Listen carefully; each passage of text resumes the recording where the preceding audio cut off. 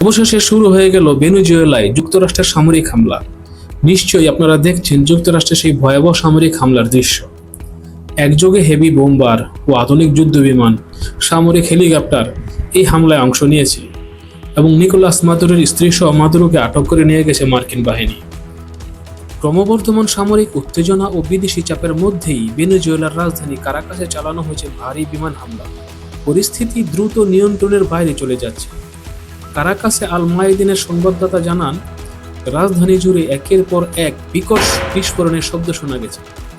শহরের আকাশ জুড়ে টানা সামরিক যুদ্ধ বিমানের তৎপরতা, যা স্পষ্ট করে দেয় এটি কোনো সতর্কতা নয়, এটি সরাসরি আক্রমণ। এই হামলার পরপরই কারাকাসে একাধিক এলাকায় ব্যাপক বিদ্যুৎ বিভ্রাট দেখা দিয়েছে।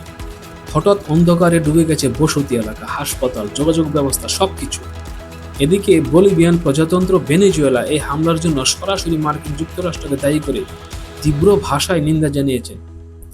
সরকারি বিবৃতিতে বলা হয়েছে, এই সামরিক হামলা জাতিসংঘের সনদের নগ্ন ও নির্লজ্জ লঙ্ঘন, বিশেষ করে অনুচ্ছেদ 1 ও 2, যেখানে যে কোনো রাষ্ট্রের সার্বভৌমত্ব ও আত্মনিয়ন্ত্রণের অধিকার স্পষ্টভাবে স্বীকৃত। ভেনেজুয়েলা সরকার জানায়, হামলায় শুধু সামরিক স্থাপনা সীমাবদ্ধ ছিল না, কারাকাসের পাশাপাশি মিরান্ডা, আরাগুয়া ও লাগুয়া রাজ্যের বেসামরিক সামরিক এলাকাগুলো লক্ষ্যবস্তুতে পরিণত হয়েছে।